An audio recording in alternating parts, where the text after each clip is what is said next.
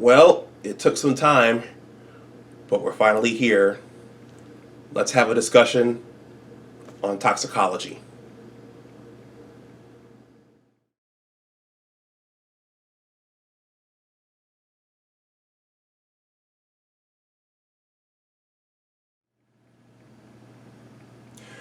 Welcome back to my channel. My name is Dr. Anwar Yusuf Dunbar, and this discussion will look at the exciting science of toxicology.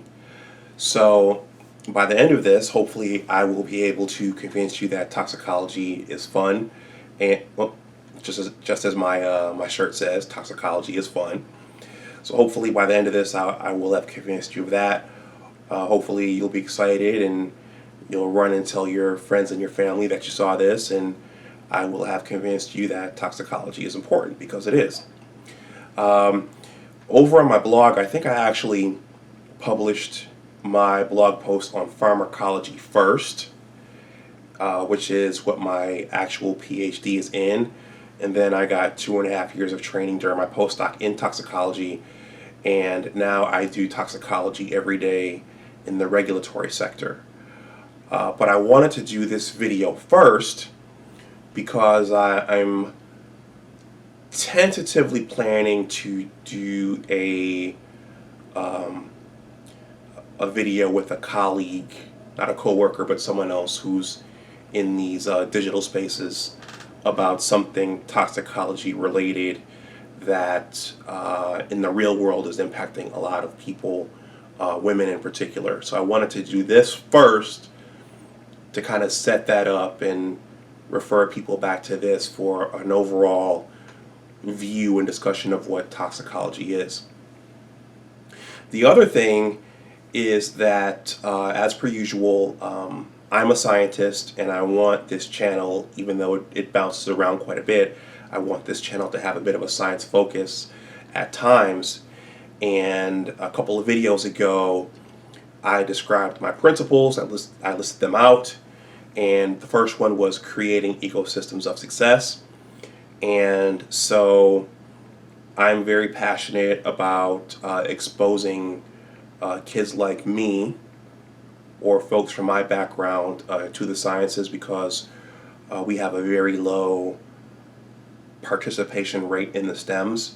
And so with my first principle being creating ecosystems of success, I'm really interested in pulling others up like me who don't know anything about this stuff. There are whole communities of people who don't know anything about toxicology, don't know what it is, they don't know why it's important, and there are whole communities of kids who never see or talk to scientists.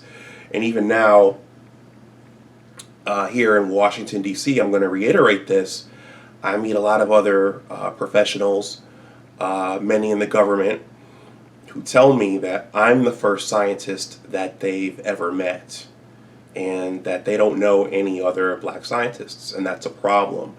It's very easy to sit in your workplace and do your job every day and to sit in your ivory white tower or your billion-dollar pharmaceutical or chemical company and then to just go home and keep that knowledge for yourself. But again, there are whole communities of people who don't know anything about this stuff, and I'm committed to getting this information out there so that others can take advantage of the STEM jobs that are available in the economy and that will be coming in the economy as well. Very quick story because I want to get this rolling. I wrote up an inhalation toxicology piece on my blog. I'm going to talk about that in a video as well. But I showed it to a very, very talented and experienced inhalation toxicologist in my workplace, and he wrote me back. The piece was very high level, but he wrote me back, and his message had a bit of snark in it. And he said, who is this written for? This is very remedial. Who's the audience for this? And I didn't continue the conversation because I didn't want to just waste energy indulging this person in this. but that piece was written up to be very high level because, again, there are whole communities of people who don't know anything about this stuff, and I'm committed to getting these messages out that kids can be more, our kids, the kids from my community, could be more than rappers, athletes, and the professions that they traditionally gravitate towards. So, one other thing. This video is not for you PhD toxicologists or you master's level toxicologists, the people who know this stuff and who've been immersed, the people who've been immersed in this stuff for the last 10 to 20 years. If you're a member of the Society of Toxicology, if you are working on physiologically based pharmacokinetic models or benchmark dosing and silico methods and all those things, this video will be very basic for you. If you want to leave some comments and some feedback in the comment section below, please do that. But you can also help by, if you know a young person who has an interest in toxicology or has the aptitude for science and who can understand this, perhaps you can help by sharing this with them. But this is going to be below the level of the high level experienced toxicologists. And I'm thinking about a buddy and a colleague in particular. So he will probably watch this, and this video will probably get some viewership and some interest just because it says toxicology. So with that, let's get on with the program.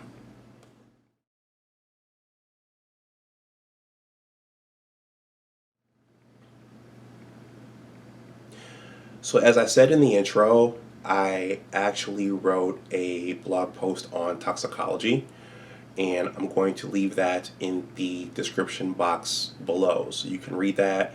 It goes into a lot of detail about the field, what it is, what makes it unique, but it's very high level, so it's for the lay person or the uninitiated.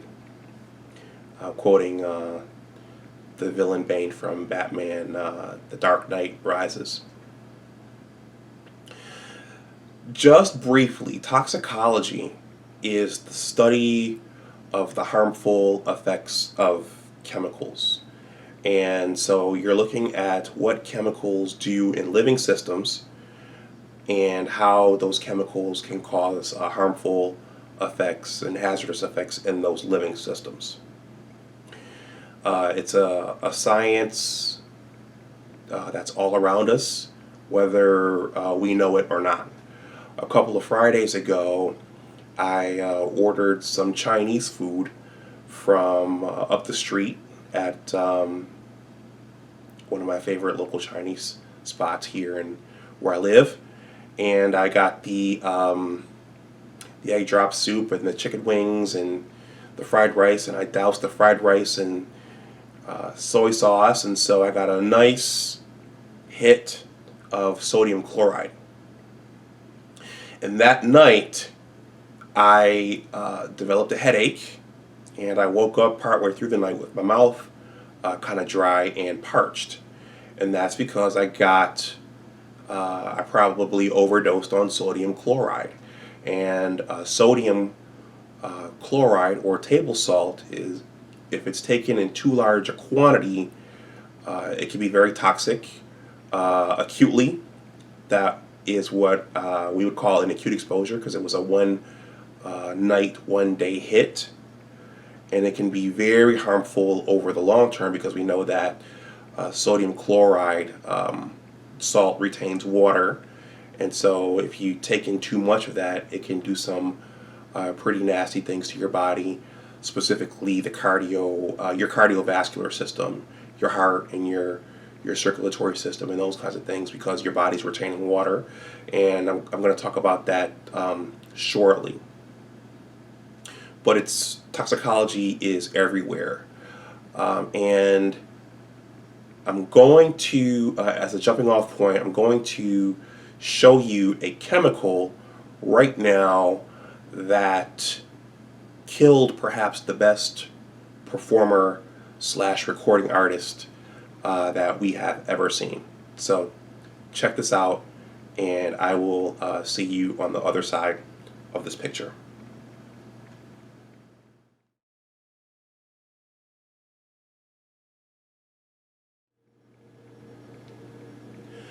So what you just saw was the chemical Propofol. Propofol is a sleep medication, and Propofol was prescribed and administered to Michael Jackson, and Michael Jackson overdosed on Propofol. So according to the stories and the news, towards the end of his life, Michael was having a hard time sleeping. And so Dr. Conrad Murray prescribed him Propofol. So either Michael, his body was having a hard time clearing the Propofol, or perhaps Dr. Murray was prescribing Michael too much, and it built up to the point where it killed him. Caused his body to stop respiring, and that killed him. So that's another example of the dose determining the poison. So I want to shift gears here and use that to segue into saying that we are surrounded by chemicals every day. Chemicals are in the air, chemicals are in the water, chemicals are in the soil, chemicals are everywhere. And some of the chemicals we voluntarily expose ourselves to, and some of the chemicals we are exposed to involuntarily. But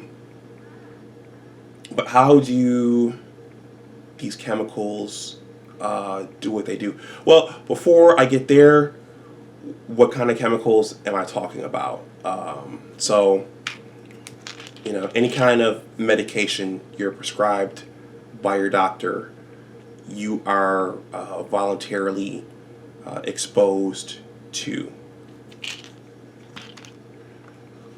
Any toiletry, like your soap or your toothpaste, your toiletries, all of those have a whole myriad or a whole assortment of chemicals in them. The soy sauce, which I love so much, which is filled with sodium chloride. Cough medicine to make you feel better when you have a cold. And any of your other household products.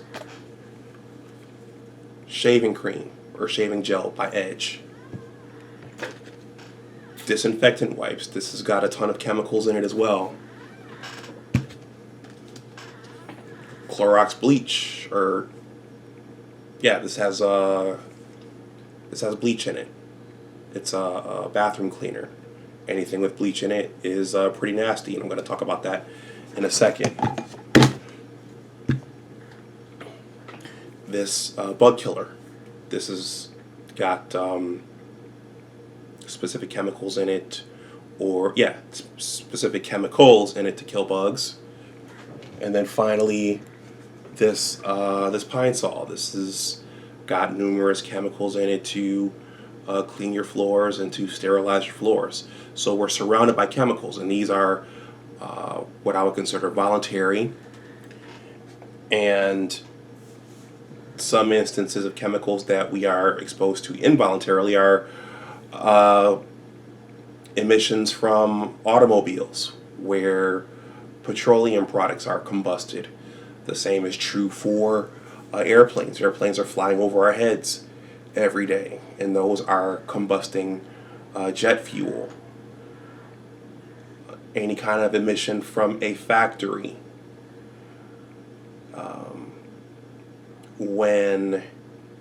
Wherever you live, if the grounds are being treated with some kind of herbicide, you're being exposed to that. It could be a golf course, it could be your garden, If you're spraying something in your driveway to kill weeds, you're being exposed there.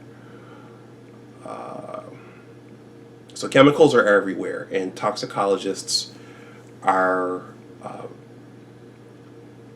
necessary in that it's important to understand what these chemicals are and what the critical doses are, which can cause harm to humans or whatever biological system,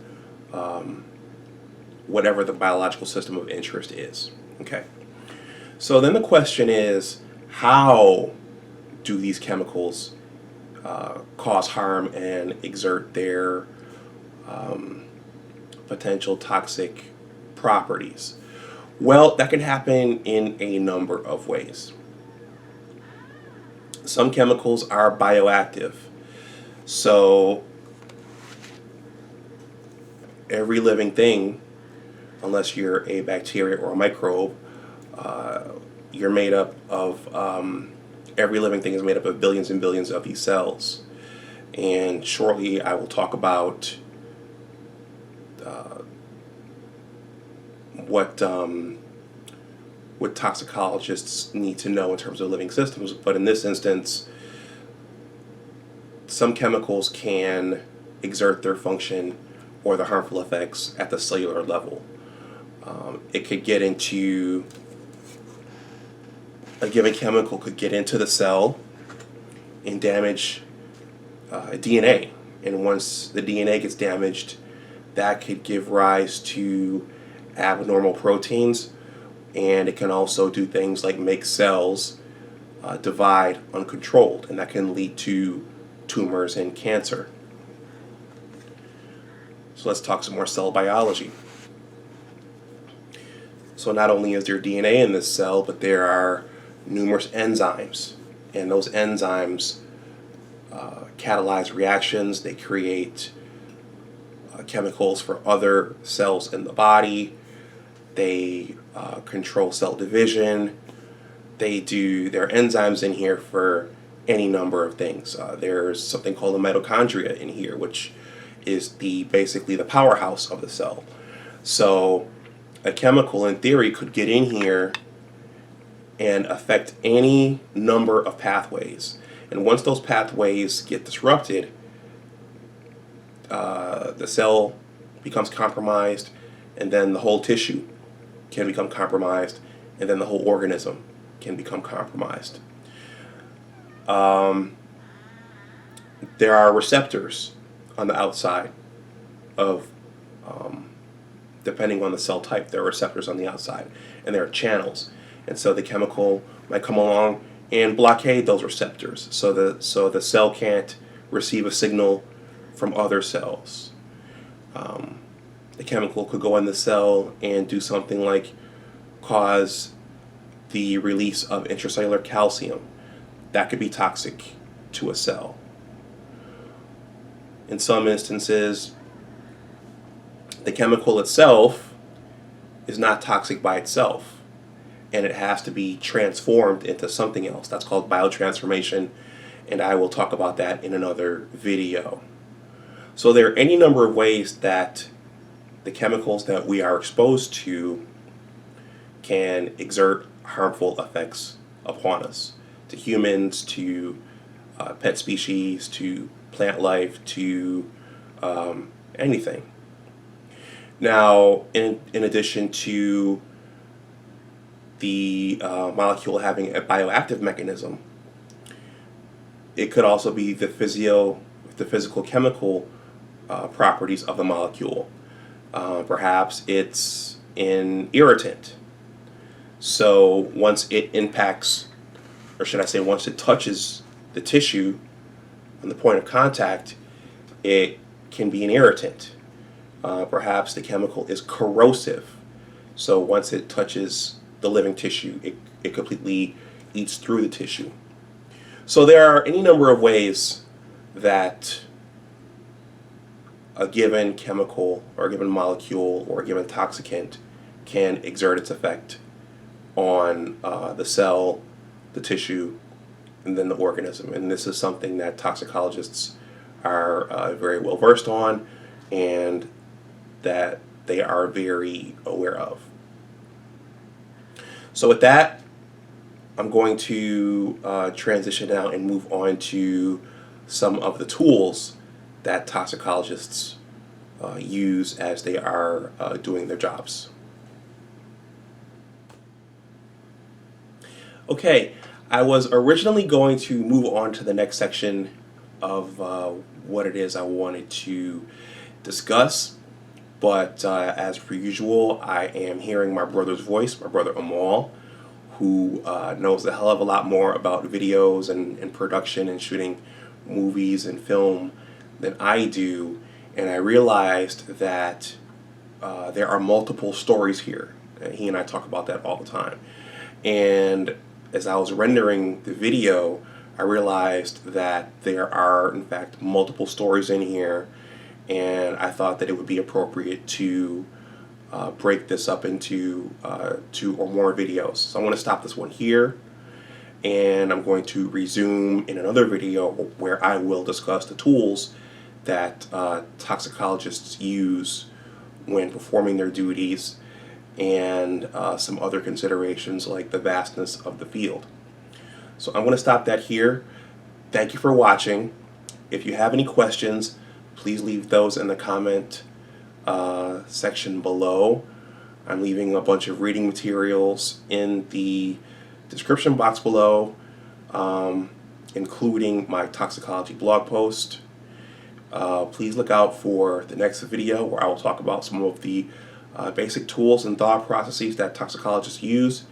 And always remember that your attitude determines your altitude. Thank you, take care, and I'll talk to you next time. Bye-bye.